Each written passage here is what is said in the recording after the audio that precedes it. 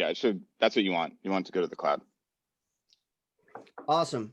Well, everyone, welcome to the Aping into 2021 panel. It's just a casual panel for the end of the year, so we can talk to the communities of apes and degens about what we did right and what's to come and what we did wrong, if anybody wants to talk about that.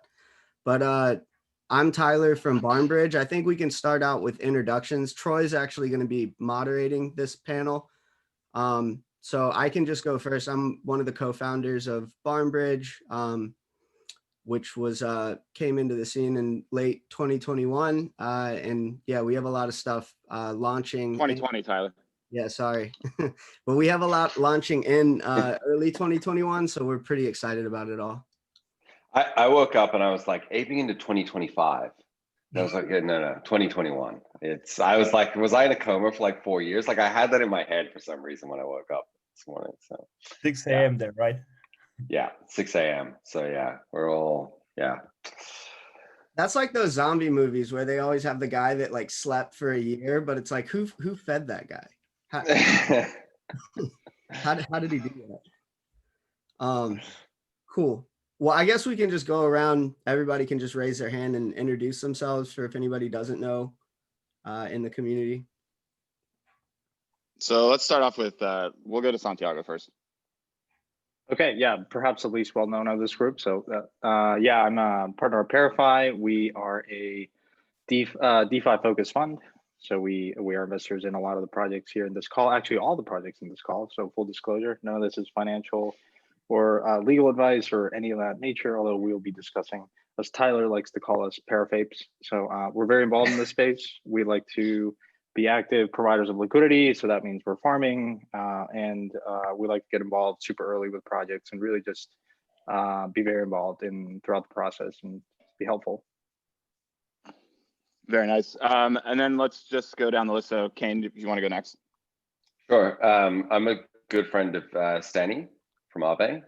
He likes to bring me on panels to hang out with him in case he gets a little bit of stage fright. So it's a pleasure to be here, as always. Thanks for inviting me, Stani. Okay, well, let's go to Stani then. Thanks, Kain, for coming and supporting me. You've been very, very good sponsor during this ape season, and I hope you continue coming on this kind of events and helping me on 2021. That will be very important for me. You know how much it matters. And yeah, and big props for Santiago for being one of those only funds that admit that they're actually aping and farming. Rest of the funds aren't admitting it. So yeah. And then, oh yeah, go ahead. I want to make parafapes a thing in 2021. We got the Spartans for Synthetix. We got the ghosts. We got the unicorn. Well, what is 1 inch? You're the zombie unicorns. And then we've got the Parafi parafapes. Is there going to be a token? Maybe. I would buy the ape token. Yeah, hi. Glad to be here and see all you, especially Kain, because from my point of view, all this aping and farming started from Synthetix farming. It was in December of previous year, as far as I remember, maybe a little bit earlier. And yeah, I'm Anton Bukov, co-founder of First and the leading DEX aggregator. Yeah. Cool.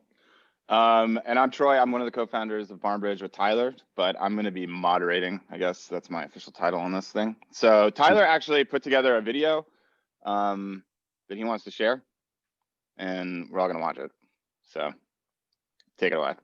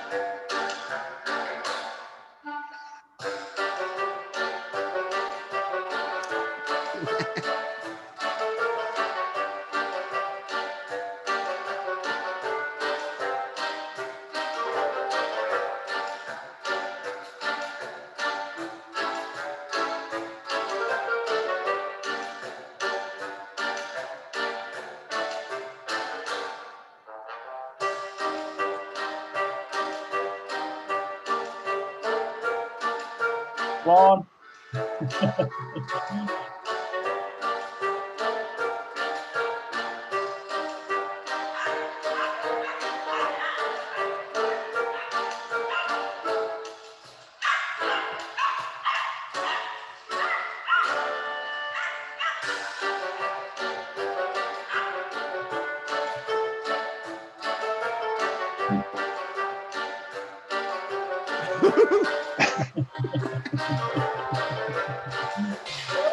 Headshot.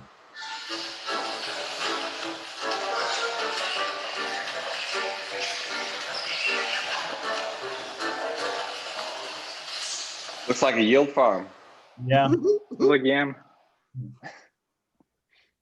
This is someone Oh. trying to refresh the gas fees.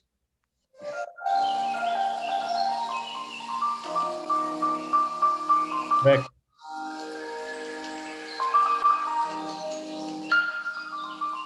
That's like August or September DeFi winter. When are we going to talk about the fact that you're running Windows, Tyler? Unevolved ape for sure. Yeah, Jesus, fucking Christ! Like,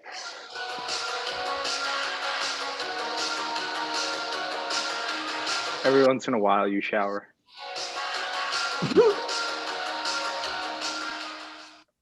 That's the aping into 2021 video. Yeah, I've got my old Mac conked out and they were coming out with a new Mac and I didn't want to buy into planned obsolescence, so I just bought a Windows, but I'm getting a Mac next time. It was a bad decision. we need to get a proposal into the BarnBridge DAO to buy this guy a decent computer. Jesus, he's running around with the Windows machine, putting his life and funds at risk over there. Come on. To be fair, I do give him a lot of crap about running Windows constantly Good. all the time. So the pressure's there. Good. Would you agree, Awesome. Tyler? Yeah, everybody makes fun of me about it. It looks like Kain brought another celebrity onto the panel. Yeah, she makes an appearance every once in a while. Is Isabel? Hey, Isabel. Hello, She Isabel. can't hear you because I got AirPods in, but Oh, true. she's getting pretty good at lip reading though, I think. She's looking at apes. Yeah, I wonder what she thought of that video. I don't know. Okay, well, I think we can probably jump into the question and answer portion. So we're going to start off with Anton. Everybody wants to know, when is the 1-inch token coming? Yeah, actually, this is like one of the most frequent question in Telegram chat and also in Telegram responses, you know. But we like think that from a legal perspective, we can't point to exact date. We are doing like some tipping on it. So it sounds like we are doing our best trying to deliver it as soon as possible. And hopefully it would happen really soon. Oh, so it is like 100% coming. Yeah. Is that an alpha leak? It's like tipping, but not a statement. Got it. And yeah, you also like asked me about differences. We initially did not think of it as a governance token, but it will also have some kind of usage for like some voting. Yeah, but the main tokenomics will be revealed later. And So, Binance. yeah. And when Binance. When Binance. And when Coinbase. And when Kraken. And when the other exchanges. Can I ask you a question? When? Token is not released, but when Binance? Okay. Yeah. What was the question? Santiago, did you want to ask a question? Yeah. Well, for you guys, I feel like that is the most common question that you get asked on Telegram. So how does it feel to get asked just these questions of like when versus really interest in the project It's more of a serious question, but like, how does that make you feel when you're managing a community and there's like a very vocal minority that is very typical in like political systems or just in communities where you have like, is it mentally kind of draining or underwhelming to see like you put in so much effort into, I don't know, Synthetix, you're building virtual servers and the community is just not on top of like the pure innovation. It's just like, tell me when you're going to like make me money. Is that, can that get mentally draining for you guys? A little bit, but you know what we really like noticed that the most beautiful and the most organic communities from all the projects, they exist only on projects which already have a token, like Synthetix community, like Link community, like Aave community. They're like one of the hugest ones, hugest in DeFi, and they were like centered around the token. And it seems like potentially it would not like be possible without token.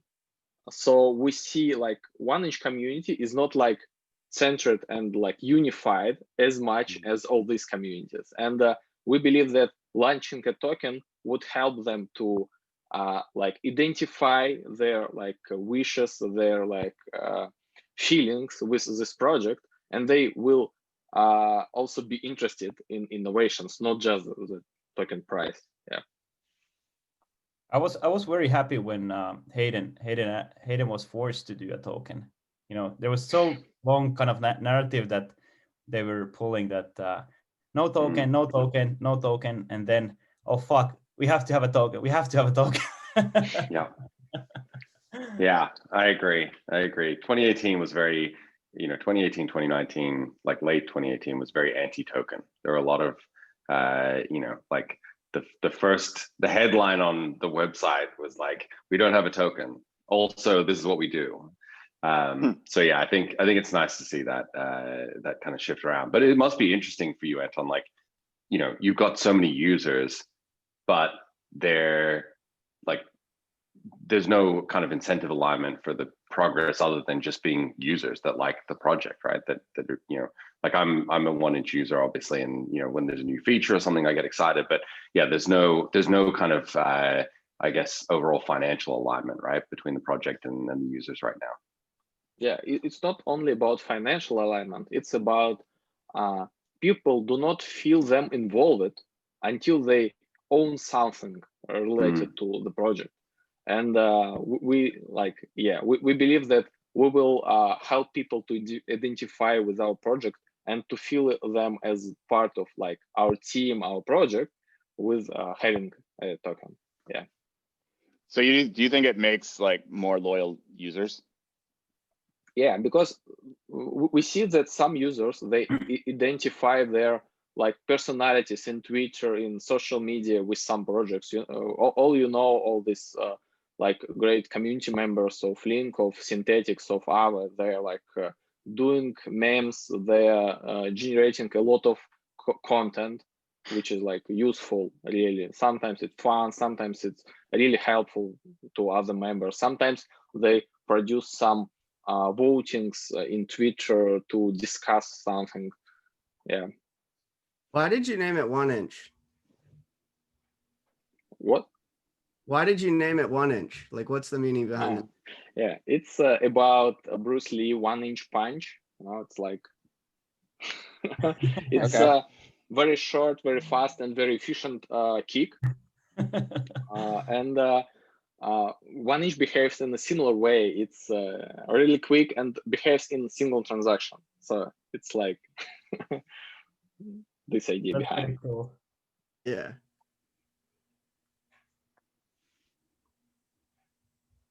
You can find some pretty cool GIFs about 1inch punch in Telegram or any other platform. Yeah. That's a nice contribution for Bruce Lee. Yeah. So like, where do you see 1inch going that other projects, like similar projects, aren't going? When 1inch like first version of 1inch came up, we were like pretty sure that there are no any other DEX aggregators on the market. It was our idea, but later we saw that there are some projects which behave like aggregators, but they do not name them themselves like this. For example, Kyber Network, I suspect they always were an aggregator because they have a lot of different sources. They have bridges to Uniswap, to Banker, and some other, but they never stated that they're aggregator. Yeah, we did it on based like a little bit different technology, and it was like stated that it's only aggregator, and it had not any own liquidity sources comparing to Kyber, for example. But yeah, we see that some other projects are trying to do similar things, and of course it gives a lot of profit to users. When there is a competition, users will get a better result for sure. That's fine, especially when some platforms, they are doing integrations not only of one aggregator, they aggregate all aggregators, and then they just select among those who provide better rates. This allows aggregators to compete really hard, because if you would give a worse result, you will not get share in this source like MetaMask, for example, did, and some other platforms. So for us, it's really interesting to technically compete with other projects because we have a pretty cool tech stuff, and it's really interesting to build. Yeah. And you recently came out with like private transactions, right? Didn't I see that? Yeah, they're not actually should be potentially called private because they do not have anything with privacy or anonymity. The thing is, they do not disclose it with anyone until they gets mined into the blockchain. But this is not guaranteed. This could not be guaranteed because your block, which is already mined, could become uncle block if someone would find a longest rule according to longest chain rule, like which subchain have a higher proof of work amount. So potentially your transaction could be mined, and then it will be in some block which will be fully reverted, and some miners could get this transaction and mine it again. And yeah, this feature partially allows you to have, for example, you can, if you wish to put higher slippage for some reason, you can try to put it as a private transaction, and it will be mined. There's like a less chance it will be front run. Yeah. Okay. Interesting. So I don't know where you guys. We can move on then. We can move to like Kain. I know that Synthetix is launching a ton soon. What's next after the Tesla stuff? It's funny actually that Santiago was asking about like when it's not always like when this exchange, right? Sometimes it's like some feature that people want, and I think that Synthetix stocks has been one of those things like throughout the year, like when is this thing happening? And we've said we need a bunch of things to fall into place. A lot of those things kind of have, right? Like we've got the Spartan Council, so we've got governance is much improved.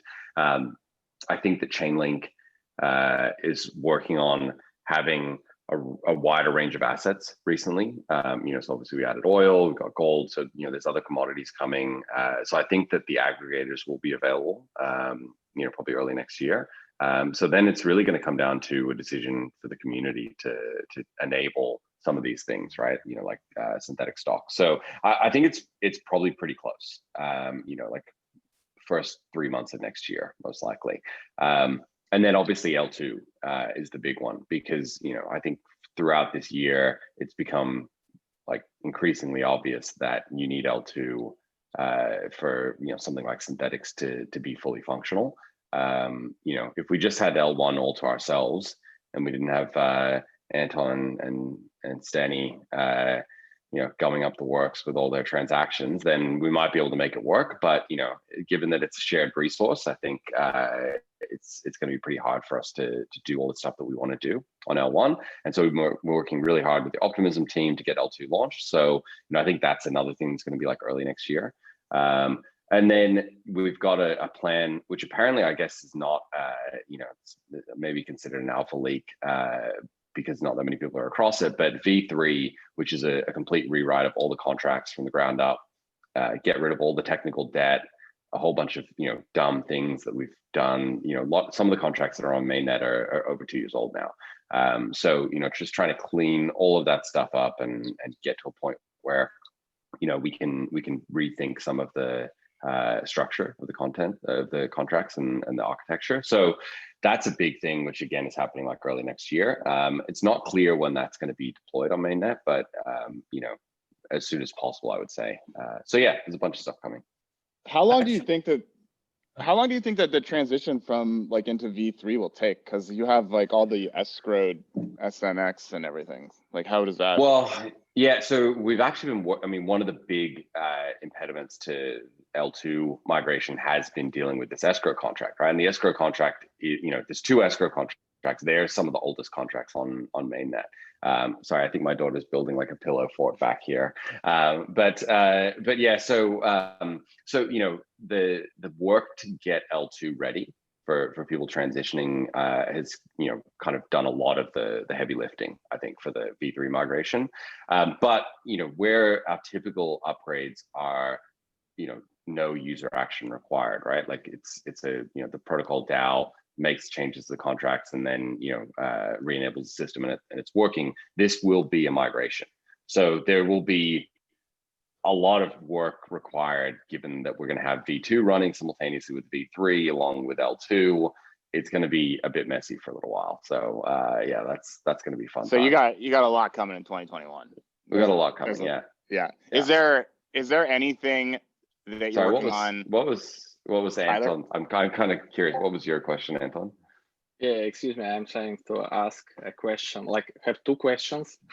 Did you check it out, ZK Sync, because they already have testnet allowing deploying arbitrary smart contracts, and Curve already functioning on it? It's first question. Yeah, we did. I think our view from the R&D that we've done into trade-offs between optimistic rollups and ZK is that we're probably a little bit closer with optimistic rollups than we are with ZK rollups and other things, in terms of just being able to kind of run in parallel, because we're gonna have to continue on L1 for a while, right? So we really want to minimize the differences in the contract code as much as possible. And even with optimistic Ethereum, it's not just like click a button and it magically works, right? Like there's been months of work to modify the contracts and get them into a state where they're can be executable on optimistic Ethereum. So there is some work there, and that tooling is going to get better. But there's no magical silver bullet solution yet.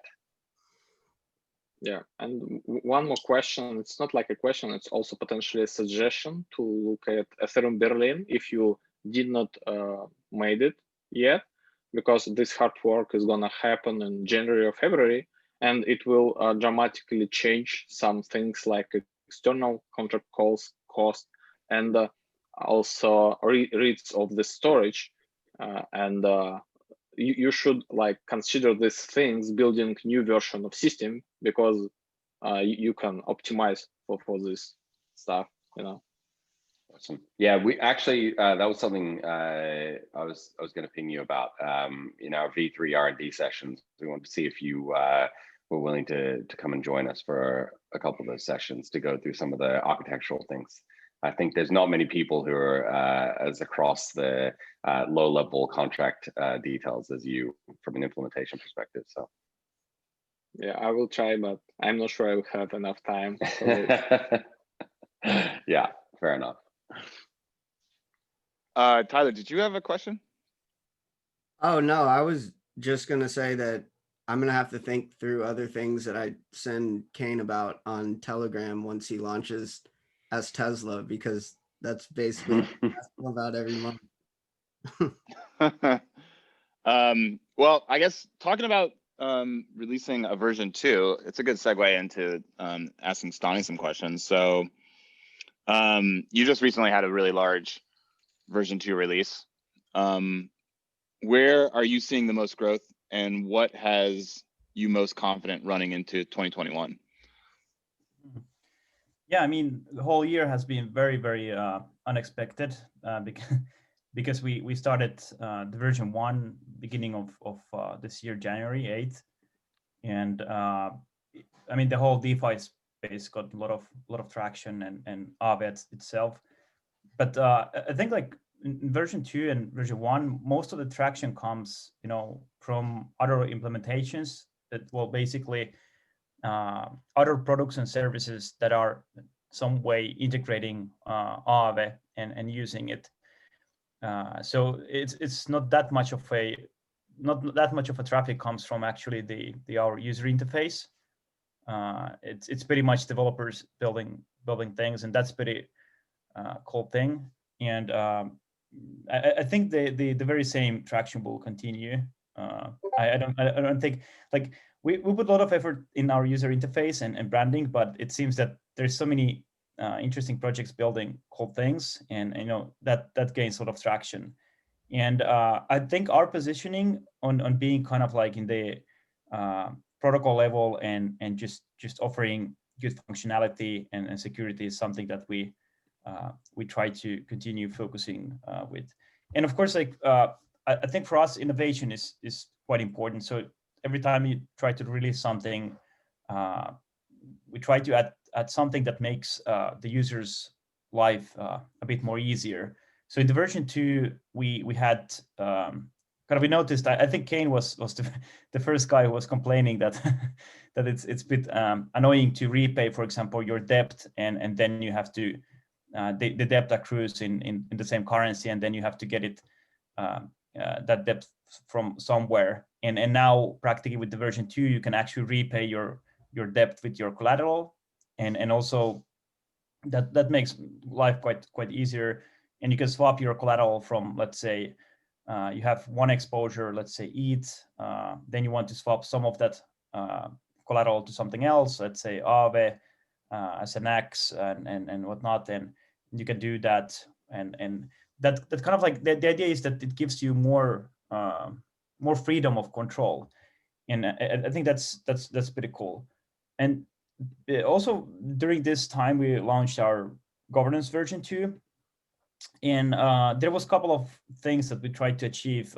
One is that we did this year a token migration from the Lend token to Aave token, so that we can add minting functionality and have this sort of inflation and reward mechanism for the Aave stakers to the safety module, and that kind of was the reason of the migration. But also kind of like we noticed how freaking painful a migration process is, and I personally like hated the fact that you have to contact everyone, all these exchanges, and inform them that, hey, this is going to happen and whatnot. And we didn't want us to go that process again, or anyone else. And we kind of like created a new governance model, which is also implemented in the token, where the token is upgradable, but then the upgradability has a different kinds of security standards compared how you upgrade the protocol. So there's longer time locks, there's higher thresholds and whatnot. And one important thing we added is that we kind of like split the voting delegation, where you can delegate voting power, but you can also delegate proposition power. And this is cool because we noticed during the year that looking at other governances, that there are teams or let's say entities that are able to do technical on-chain proposals with the technical skills, but then there's probably other people who are actually voting on those proposals. So you could actually delegate your voting power, let's say, to Anton, delegate proposition power to Anton, who is technically capable of putting a on-chain kind of like a proposal. Let's say they're adding their token as a collateral into Aave, so he can make it technically, and other Aave token holders can actually delegate that power, and then you can keep the voting power yourself and vote on it, or then delegate it as well. There's some interesting stuff that we shipped, and we still try to release some couple of new things still this year. There isn't much time, but we're still trying hard. It's now, by the way, way more difficult when half of the developers are on holidays, so it's dramatically stalls things. But yeah. And have you been overall? Have you been happy though with your migration to V2, like from the community and everything? Yeah. So this is the thing. This is like when the protocol holds a lot of funds, it's very difficult to deploy something new. So we had in our version 2, we had 5 audits, well, 4 plus 5th is coming, and then we had formal verification and internal reviews and bug bounties and whatnot, and it's still very difficult. Like, you always are concerned, when there's so much funds involved. And the thing is that protocols used to be small. I mean, back in the days in ETHLend, I think our value locked was 2 million or something, and DeFi in general was very small. And now this protocol is just growing. And I think in next year, it will become higher magnitude. And it's just, it's not easy to deploy stuff. So it's kind of like, you're always kind of like, I mean, blockchain kills your confidence. So it's something that I noticed myself. Anton, Anton had a question, yeah. Anton's going to say something, but I'll say real quick, Stani, I think Aave's done probably the best job this year in confirming like one of my ongoing theories about DeFi, which is that when you look at anything, like we hear it all the time with like BarnBridge, or like this is what we just did to Anton at the beginning of the call, like you try to like bucket these like protocols into things that are like known. It's just like a human behavior of anchoring, like, oh, like Aave, they're like Compound, they're like 1inch, they're like Uniswap. So like, because the industry is young, we're all going to kind of start on the same, there's going to be a lot of like overlap between protocols, but like if you extrapolate like the usage that's happening in DeFi over like a 2-year period, like Aave may not look anything like Compound in 2 years. They may have like completely different features.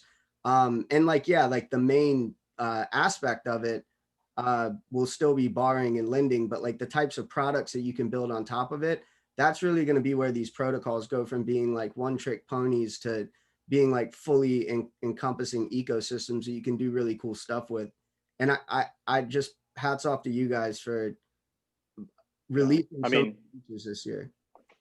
I mean, I'll tell you, that's why we invested early on in Aave. When we started to look at it in October during DEF CON, right, Stani, you guys announced the plans to more formally what Aave looks now. And full disclosure, we were investors in Compound too, but we saw ultimately in Aave just a much faster kind of pace of doing things. Like if you think of the Venn diagram of what Compound's doing, what Aave's doing, just moving and expanding into different fields. And for us, that was very exciting. And I think we've been incredibly impressed over where you guys, I mean, shit, Aave started the year with what, Stani? Like less than 10 million of TVL? Even less, 8 million TVL? Zero. Practically zero, effectively zero in January. And now you're at like, yeah, zero. So infinite growth. So 1.3 billion is it now? 1.3, like, I think it's 1.4. Under 2 or something. 1 point. Yeah. I don't even calculate that much, but I mean, because Mark is the one that constantly updates his Telegram handle, but nonetheless, like I feel like a lot of people in the industry are critical of like us focusing on TVL, but I understand why, but I think it's not. I'll tell you why it's important, because when you have that amount of capital in the system, I mean, it's very reflexive, and it's a proxy for, I think, for confidence in a money market, or for like quasi-Lindy, and so large players, now you start to see Circle and Genesis of the world take interest, right? Because when you hit a certain number, I think it was first a billion, and then I think it was first like, okay, 100 million, then a billion. And I think that ultimately becomes interesting for large, like traditional financial players to say, okay, the system is, it's actually not a little sandbox. It's getting real. And I think it becomes very important. Yeah, yeah. I'm desperate to know what Anton's question was. I wanted to ask like about your experience with interacting with this formal verification system. I checked out security reports of audits of new version of Aave, and I noticed that this formal verification system produced, as I noticed, more critical bugs. Do you like think that it is capable to do and find more than human auditors, or you did all these audits in different time, and this like you first used formal verification, then you fixed all this stuff and started human-based audits? How it was? What's your experience? How would you compare this system to human auditors? Especially interesting that they tweeted that you became an investor of this company, which do formal audits. Well, there's human auditors, then there is Anton, and then there is formal verification. But I think you very very good point and topic, because you know, the thing what Certora and formal verification finds is so it's something that manual audits might not find. So that's why it's a good tool. And why I call it a tool is that there's this common misconception that formal verification is some kind of a holy grail, but it's not. But it's a very good tool. It finds things that the manual auditors can't find. And when you do many audits, and especially you do it very widely, you kind of see the difference. How the quality of the auditors and what they're focusing upon, and it just varies very, very much. And I think kind of having something like formal verification definitely helps, but end of the day, it's about the rules that are written. So as long as humans write those rules, there is not super big advantage on formal verification, but it finds things that can be found from a different angle. And I think it should be a toolbox with every DeFi protocol that stores a lot of funds or interacts with a lot of funds one way or another.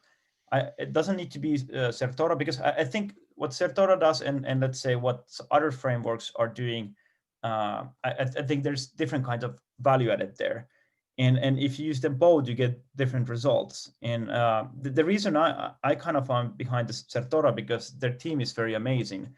They're kind of like not so savvy in the industry, but basically based on our experience, and I mean, they pretty much verify all the tokens that are listed in Coinbase and have done work with other protocols, and it just like when you see results, that's enough for us.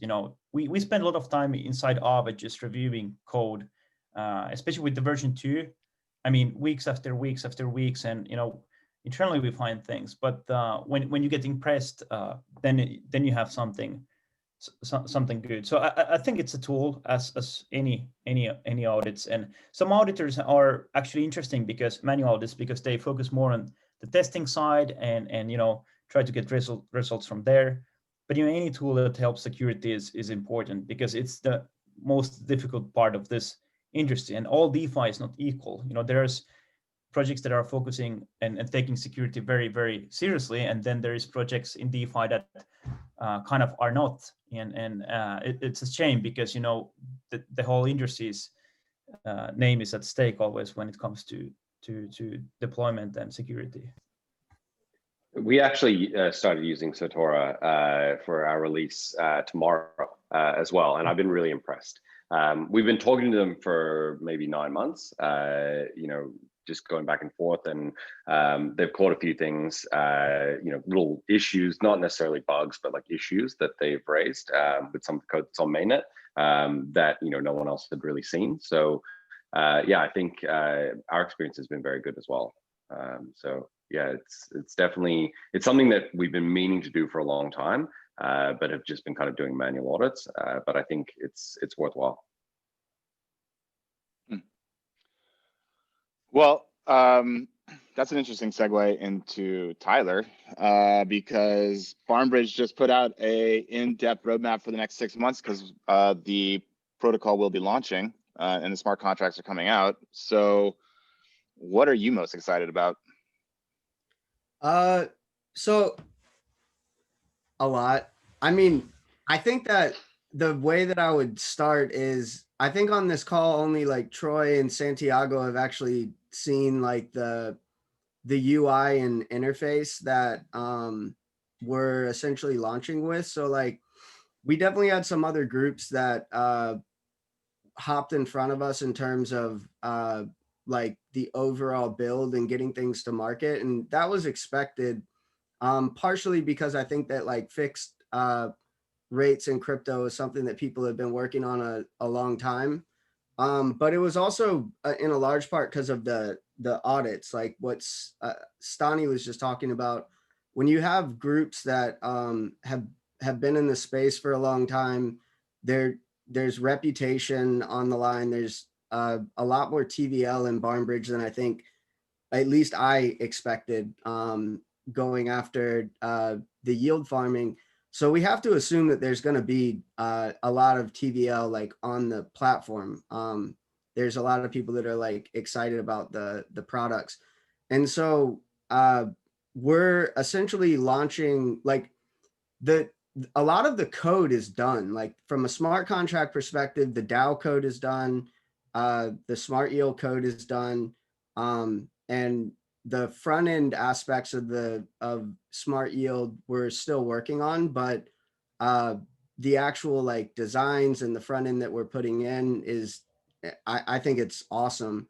And so basically what is separating the launch time of where we're at now to when we're going to actually be releasing is like a obsessive focus on security. So like Haichi and QuantStamp are auditing our DAO and our staking contracts.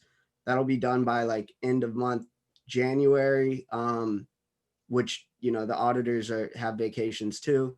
And then smart yield, we got Hacking to do an audit on smart yield because they actually found some vulnerabilities in our yield farming contracts. So like just a second set of eyes, but we're also working with Open Zeppelin on smart yield, which we kind of saw as I think they're one of the better auditors in the space, along with like Consensus. But we should probably look into the formal verification stuff as well.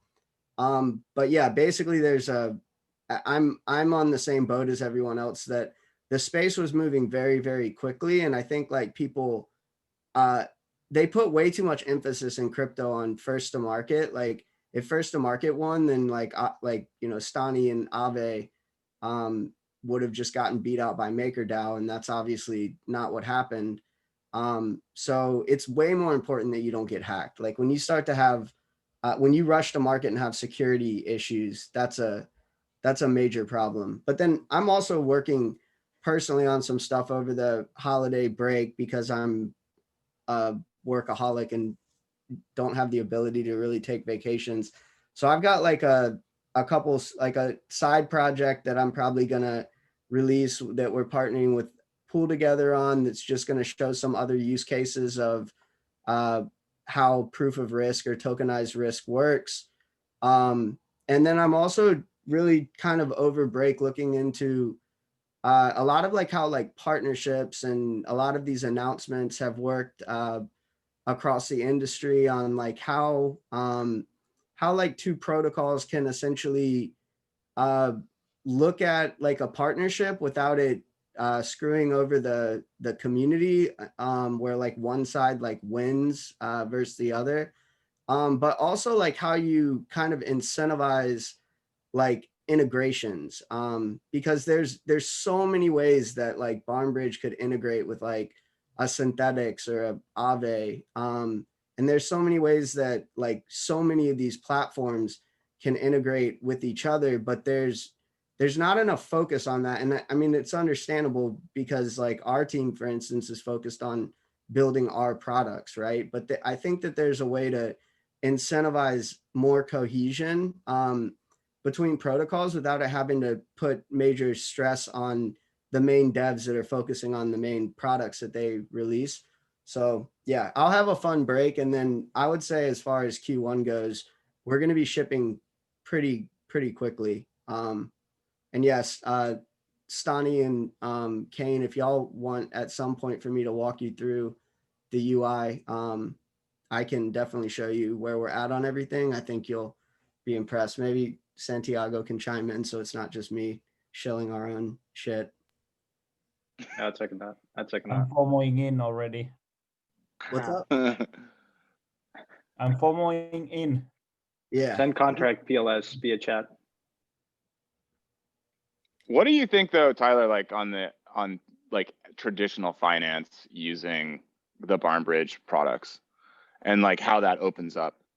Because that's what I like personally, I find that the most exciting, but I'm just kind of curious what your take is. I think that some stuff needs, this probably follows into Santiago talking, and we probably won't get to all the other like questions, but because I'm bad at making agendas, but I think that more stuff needs to happen before like traditional finance, like at the true TradFi level of like JP Morgan's going to drop $1 billion on one of these protocols.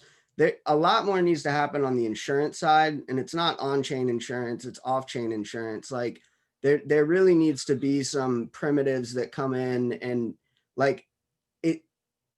You can't insure smart contracts with smart contracts, like at least not yet. And even if you can, I don't think TradFi believes that you can. So like there needs to be better things that come out into the space in that regard, because like $1 billion is a lot of money to put on something that can get hacked. Like I think Aave is safe, but that doesn't mean JP Morgan does, right? But I've been like personally working on trying to get TradFi individuals involved, because they're going to be the ones who sell this back to the industry. Like I think one of my probably Q4 victories was Mark Yusko. I've been trying to get him interested in Ethereum for years. And I mean, I like Pomp, but he was the major roadblock there. And actually, Mark said that Synthetix was probably one of his bigger misses in investing. So like, I think Kain was a big, like Synthetix success was very eye-opening for Mark. But yeah, I got him to kind of skip Ethereum and he invested directly into BarnBridge. So I'm showing him more and more stuff, like basically on. Is that an alpha leak? Did you just put out an alpha leak? He tweeted about it. He kind of announced. That's all right. I mean, I don't think he cares. But the short answer there is I'm showing him everything now. Like I'm showing him how to use Aave, how to use 1inch, how to use Uniswap, how to use Synthetix. Like, and so I think when you start showing like Mark something like that, and then he goes and shows Raul Paul, like structured products is something that makes immediate sense to like a Raul Paul. And like, that's who people are listening to, even though like, I mean, they should be listening to Santiago, but I mean, like the TradFi institutions that are interested in crypto, like we just got them to buy Bitcoin, right? So like, I don't know if TradFi is coming like next week, but we've got to do a good job of selling the friendlies so that they can sell their friends, like Mark and Raul Paul type people, or even Galaxy Digital. Like they've done a great job, right? And that's what's going to bring TradFi interest in, and they'll start playing around with small sums of money. But again, there aren't billions of dollars coming in directly on top of DeFi protocols until there's a way to insure it, in my opinion, at least. I could be wrong. Well, like Stani, from your point of view, I mean, you guys have, is it a banking license or something? How is that, like, have you felt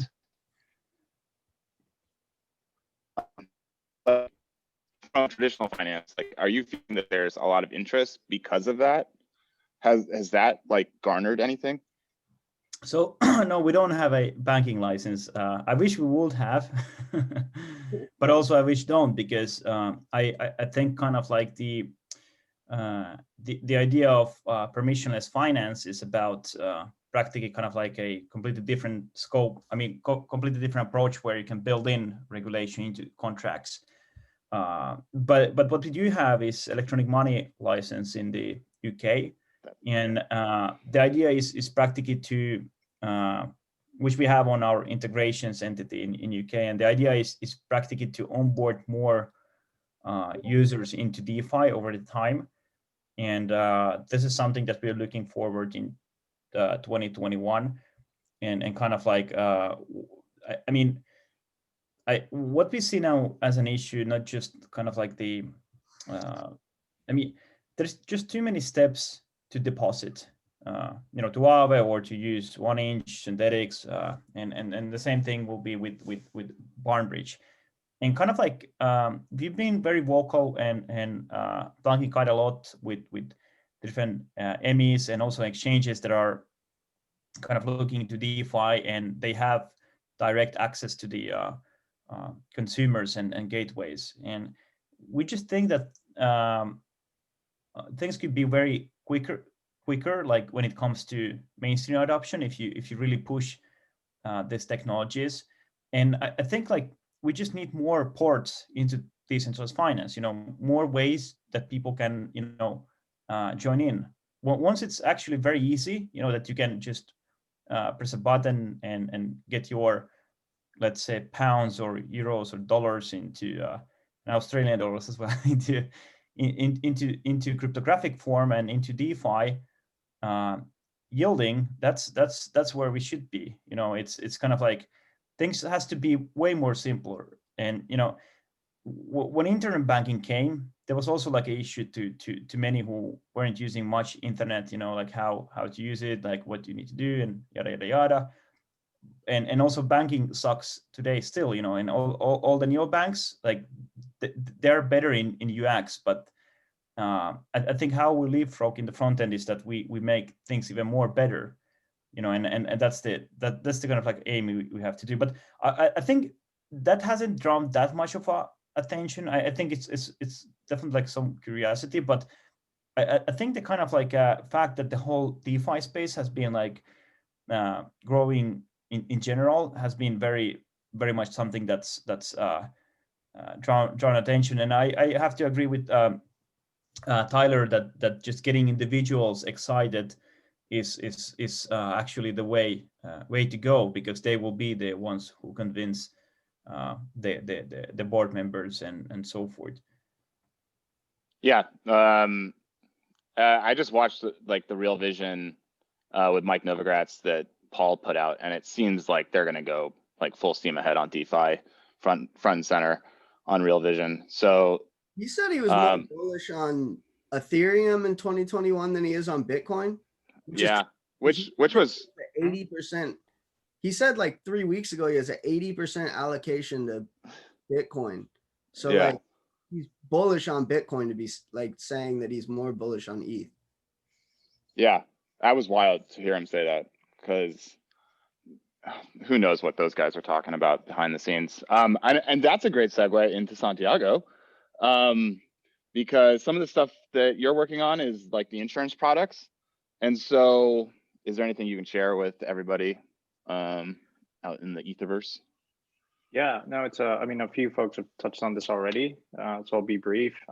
We think that in order for a space to really grow, you need better, more robust insurance products. I think, so we have Nexus that is insuring just a particular smart contract siloed by protocol. And that makes sense, I think, initially.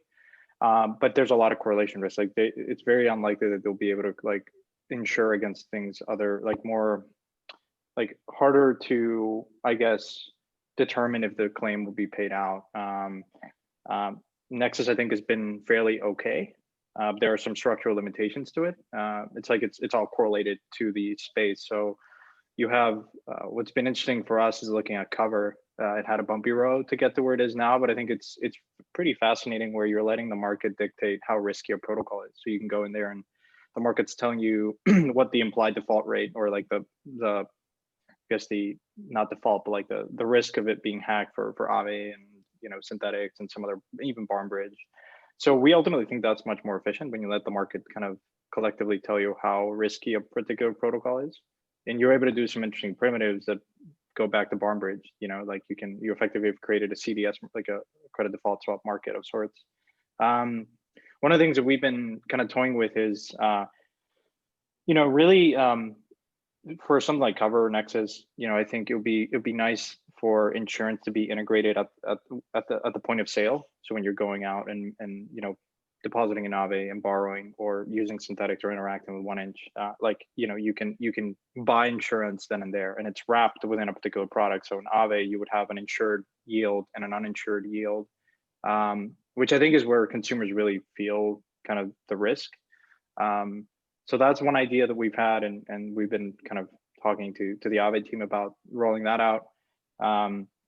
And generally speaking, back to like the whole TradFi, you're right. I would agree. I think a lot of institutions, like for instance, exchanges or whatever, that want to integrate into DeFi, they're cautious because it's like, hey, let's plug into Aave or Yearn vaults or Synthetix.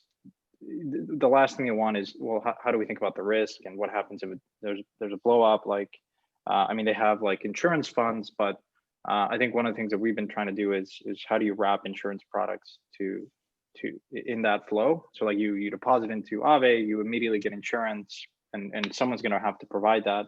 It's not going to be Lloyd's. It's probably not going to be like Aons of the world, because they're really far behind.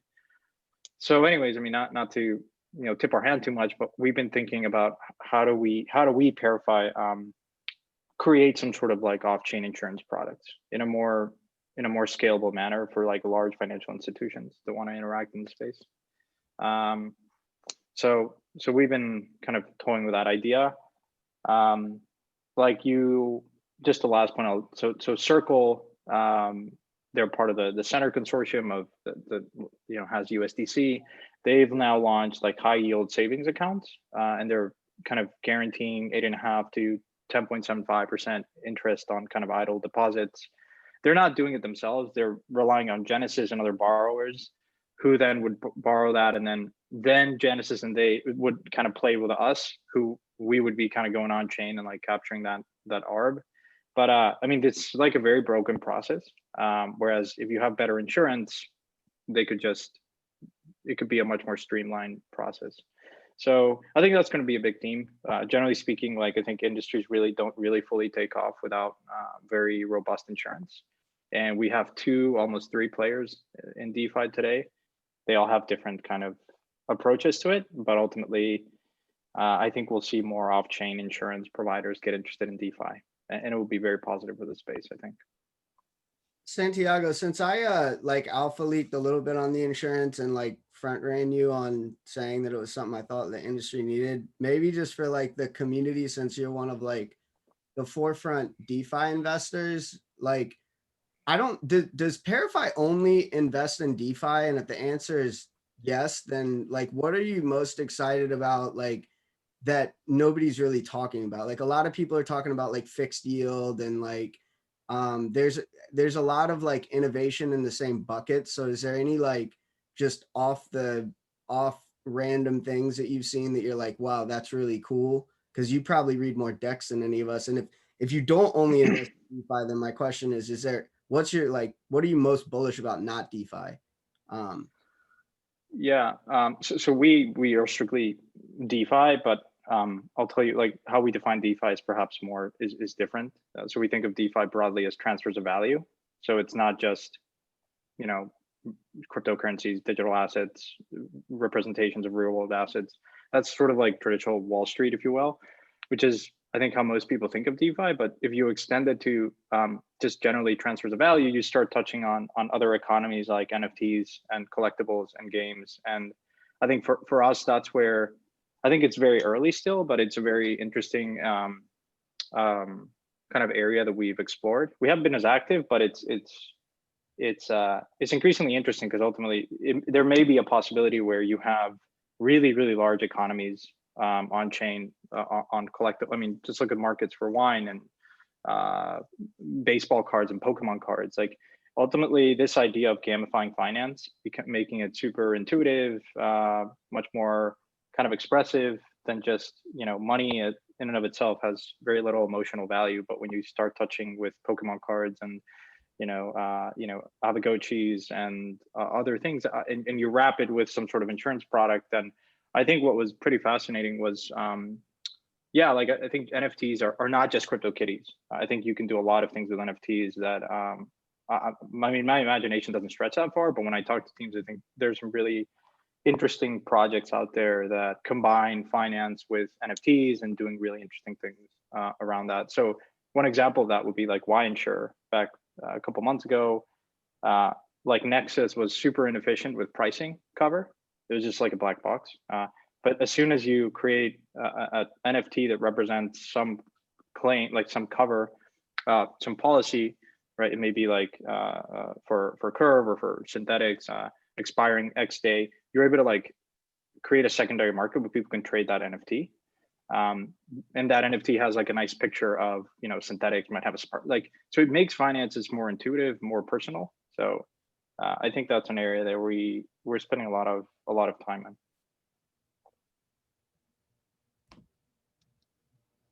in. So I guess what we could do is we're kind of at the end of the hour that we had scheduled. Does everybody want to spend maybe like a minute kind of talking about what they were most surprised about that happened in 2020, and then what do they think all this means for 2021? Because 2021 is probably going to be a really big year for everyone on this call. So Tyler, did you want to go first? Yeah, I can go first. I was most surprised that ETH hit $80. Like I just didn't think that was gonna happen again.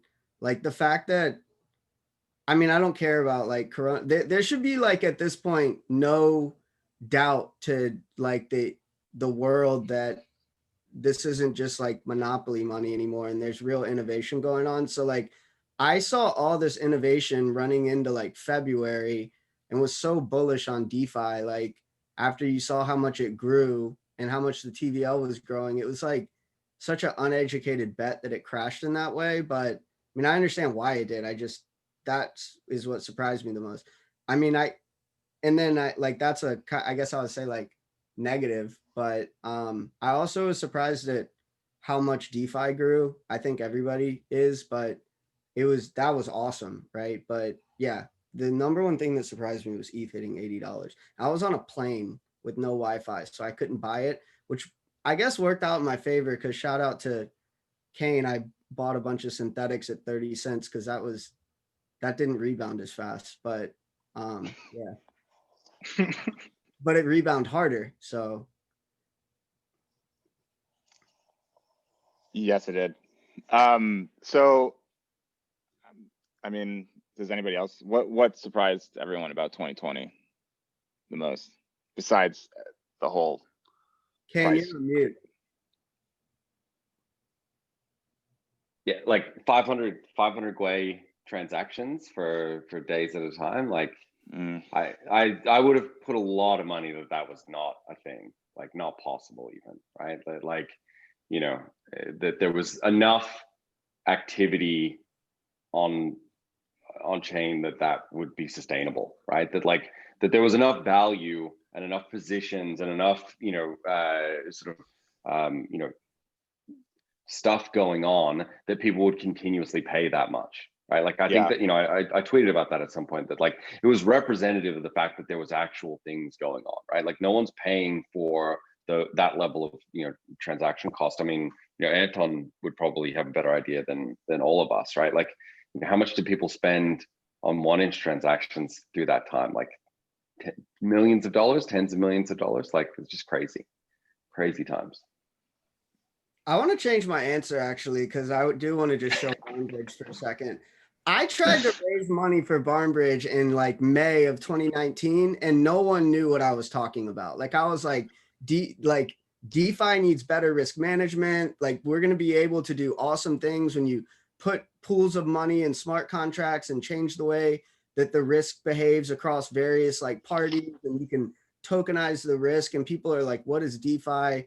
Who are you? Like, why, what are you, like, it was like, no one knew what I was talking about. And then like this year, I brought up the same idea with the same info, and the whole industry was just like, yeah, we get it. Like, so that actually was the biggest surprise, to also show BarnBridge, that I was surprised at how much the industry grew and progressed to the point that something a little more esoteric in TradFi made sense to them. Yeah, go on, Tom. Yeah, I wish to tell what surprised me this year. You know, when I noticed that Synthetix made their farming in like November, December of previous year, I do not really remember when it was. I was like inspired by the idea how it affected the market, how it affected the Synthetix project itself. And I came up to idea that this farming thing is a really huge thing which could explode the market. And I told my crypto buddies that this is like the next big thing. In a few years, everybody will farm some shit, and they will earn crazy APY. And the most surprise for me that I was somehow right. And but for the next year, comparing like to what happened 4 years ago in 2017 and 2018, I hope that the ongoing market, bear market, which will happen in half year, in 1 year, I don't know when, but it seems like it's some kind of cycle. When it will come, that I hope that farmers will not, it will not hurt farmers that much, because if they do farming in the right way, they earn APY, and potentially they should not lose, because they can earn API even do not having the positions. They can borrow some tokens to earn this API, and then they can return this token back, and they do not lose on token price. If farmers will do everything right, they will earn, and the ongoing bear market will not hurt that much. That's like my hope to the end of 2021. Yeah. I have to say that my kind of like surprise was that it's already December, end of December, and Aave still doesn't have yield farming, liquidity farming. So that's I'm a bit confused. You still have another 10 days or something, right? So, but also I'm quite of a bit surprised that we have this vocabulary like farming, and it started as a meme, but it got stick, so it's just funny when we are talking about institutions, and we're talking about DeFi, and when they find more information, then there's this farming vocabulary, and and it exists. So that's for me very interestingly, surprisingly, that it's still sticking. And probably one thing is that I would never kind of guess that you would have interest rates of like, at some point we had at Aave like 150%. So people were actually like borrowing all the shit they could just to farm things. I think we had like SUSD on the highest max it could be, and and rest of the stable coins and other tokens. So that was for me surprising that people were taking that risk. They borrow everything and just dump it to a smart contract that didn't have an audit, and like so many people were playing with fire, and it's just that was surprising to me. Well, that's interesting because that kind of plays into the title of this whole meeting with like aping into 2021. So to kind of round this all out. Oh yeah, what? You gotta let the that's fine. go to round it out, and then I think we because everybody. I was just gonna say what surprised me the most was like, it's almost obvious in hindsight, but it was this much of what like we're saying now is, I think Synthetix, you guys launched like farming like before anyone else, and it kind of was very sleepy, but like diehard like people in Synthetix were like, they're loving it, right? I mean, you can mint SUSD, and you can just use that, and it's a very productive asset, which is what you didn't have in 2017 was investing in all this crap that was like a black box. Like it was just entropy. It was not productive. But now you have a very productive economy in DeFi, like, which is incredible. And so I think for whatever reason, Compound, I think, catalyzed this, right? Because that to me was like the start of full force farming. And it was like mega, like you got John Deere tractors rolling up, and it was just, it catalyzed this, and maybe Yam too. And we have a funny story about that. But anyways, but I think when you look back at the end of the day, it becomes, I think, tokens. I won't be surprised if tokens become the way that most companies, not just crypto companies, utilize the token as a way to acquire customers in a very efficient way. I mean, just think about this. Like we have Visa-like networks of just, in DeFi that are otherwise would be very capital intensive to bootstrap, like incredibly like hard, and would require hundreds of millions of dollars of VC money to get it off the ground.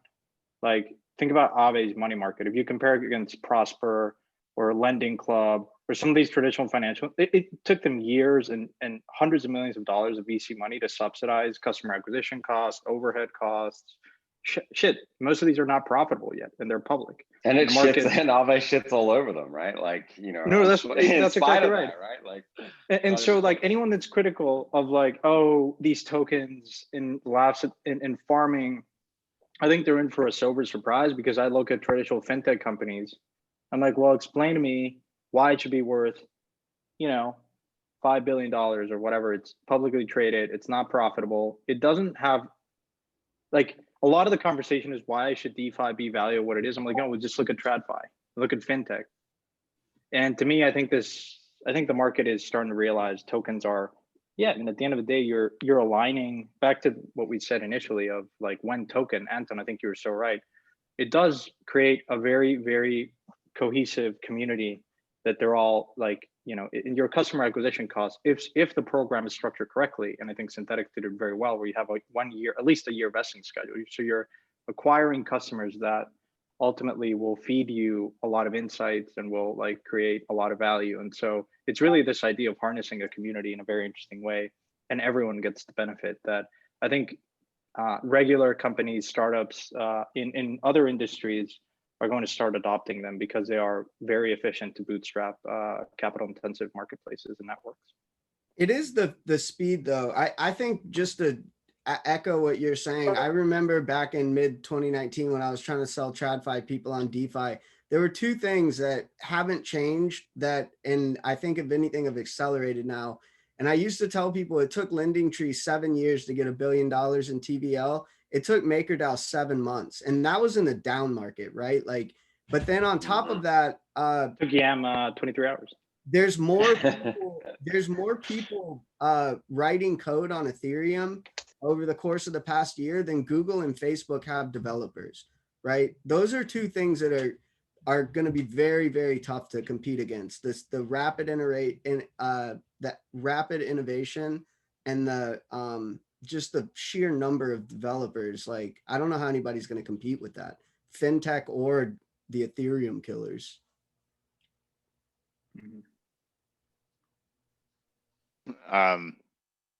So what is everyone's favorite small cap out there? We'll wrap this up, but what is everyone aping into that you haven't told the world about yet? We'll start. I don't know, Santiago, can you even talk about that? Do you want to go? No. You can't say it. Yeah. No, I'll be crucified by my lawyers, and yeah. All right. Well, I love every project that is in this call. None of this is financial advice, but every project in this call, focus on founders, and you have the best founders in this call. So maybe start there. Ape into good founders. There you go. I mean, I've been a Mooney swap. I guess it's 1inch protocol soon, right? I've been a Mooney swap LP since like the first minute that I saw the tweet come out, and I've been just patiently grinding away there, right? So it's a small cap, I guess, in the sense that like the market cap is technically zero right now. It's not circulating. So I think there's a small amount of time to ape into being a Mooney swap LP before the retrospective rewards come out. So that's my little alpha leak for you. Okay. Anton? Yeah, thank you, Kain. It's yeah, Muniswap is one of 1-inch projects. We're gonna have some different projects, not one, because we have some ideas we wish to implement. Yeah, we're gonna ship some updates to Muniswap algorithm pretty soon. So we hope it will help liquidity providers to earn on its own even more than now, because right now it's earning a lot on highly volatile market, but we hope it will earn on less volatile market or also much more. Yeah, but I'm not sure I can suggest any project as you asked it, Troy. I can potentially like maybe point in some directions. I really like concerned about decentralized storage projects because I see a huge gap between huge cap projects which have like more than 10 digits. It's 11 digits in capitalization, and some small projects which are like 100 cost 100 times less, and we actually do not see, as I believe no one see there any real use cases for this. I'm like concerned about this, and I hope someone will be able to produce something meaningful and working for real users, for B2B, for B2C, and I hope to see projects in decentralized storage which will solve the real users and de-app issues. Yeah, it's like underestimated direction for me. Yeah, that's interesting. To show a couple things for the community, but like there's a couple projects I like. I just invested in some company called Bridge Mutual just because I think that better insurance is needed. But I think that there's a really big opportunity for like new developers to come in that don't want to be anonymous to fork anonymous protocols that are working, like because I hate aping into anonymous things that aren't audited. So there's a project called Synlev, or I think it's like SYN, and I mean, part of me just thinks that that's something that like Synthetix could just fork all their code, which is partially part of the issue with like anon projects is like you know, if you get beat, you don't have a lot of like recourse. But there's a lot of little projects like Parafi Capital, like those kids are like 19 and they're cranking out innovation. I mean, all those things are worth less than 50 million that I just said. So like I would just invest in Parafi because of the founders. But it's that SYN thing, like if somebody made a non-anon version of that, I would ape in. It's just super simple to triple leverage like a synthetic product that just uses Chainlink. Just conceptually, that just seems easy to me to use. And you see it in TradFi, right? You've got triple levered ETFs. Like, why does that not exist in crypto? You just use a Chainlink oracle to verify it. So yeah. But anyway, I think there's a lot of little small anonymous projects that people could look into and start real businesses around. Stani, what about you? Well, there's a couple of interesting projects that kind of like I have been looking or somehow helping and so forth. One within the Aave kind of ecosystem is the Aave Gotchi. These are two young guys. They were participating in the, I think it was Hack Money Hackathon to do some yield swaps, and eventually like their whole passion was about NFTs and somehow like getting NFTs involved in DeFi and just use them some smart way. And they came up with this ghost figure collectibles that you actually unlock as you are saving. So the better you are handling your finances and saving, the faster you unlock your collectible NFTs, and that's just pretty awesome. They got like a ecosystem of like wearables, consumables, and it's just interesting to see how it gets involved. And what these two guys actually did, they pulled kind of first DICO, which is what Vitalik suggests as a solution for the whole ICO craze, where you have a DAO and where the collected funds go directly under the DAO management, and you have this kind of like tab that opens for the developers for their expenses to finance. And I think that's kind of like the real fair launch. So that's pretty interesting. And then there is a project called Opium Network, and I like it because they have very funky name, pretty risky name as well. But what's interesting about them is that probably their founder Andre is a person that I usually brainstorm a lot about, credit default swaps and derivative insurance and just it's endless brainstorming, and I really love that. And they're coming up with insurance now. I mean, eventual derivatives is about insurance. So it's really, really interesting to see how that project evolves. And there's actually like tons and tons of projects out there, and not just DeFi, but tools, tools that helps developers, tools that help DeFi projects, assess risks. And if someone is still thinking something like what could be interesting, a market to and problems to solve, I think practically quantifying risk, assessing risk that is in DeFi, and there's many metrics that you could use. Those are interesting stuff. And yeah, and I think like everyone who's building anything on Ethereum and decentralized finance, I mean, deserves a shout out, and it's just like fucking amazing space to be in and build. And I'm kind of like very happy about where things are going now. Yeah. I'll let you show. Just an intermission, guys. We were talking about Tesla. I just come across this article at Bloomberg that I think it's either Musk or some. I'm trying to see, but Musk has said he's considering moving large sums into Bitcoin. Like he actually said that? Because he was said talking that. to Michael Saylor.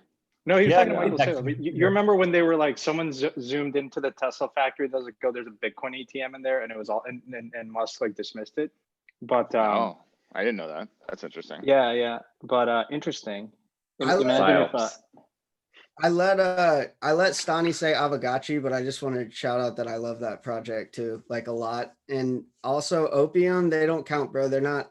If Opium opens at anything under $200 million, that will be my biggest ape of 2021. That kid Andre is smart as hell. They're gonna be in it with the rest of us as a real awesome team that's building cool stuff. If people don't know about Opium, they should research it. Actually, I got one more because if I don't shield this, people don't. Not many people know. I'm the oldest of 4 boys. And my youngest brother has been in crypto for a while, like crypto trading.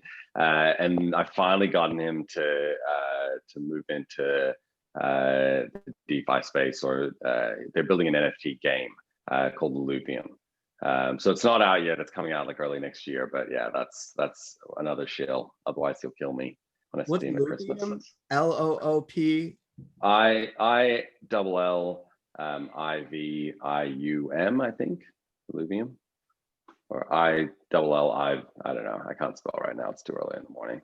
Anyway, I'll find it for you. There's a Discord or something. You can track it down. I'll make you do a little bit of work to find it. I'm already following. No token yet, guys. Yeah.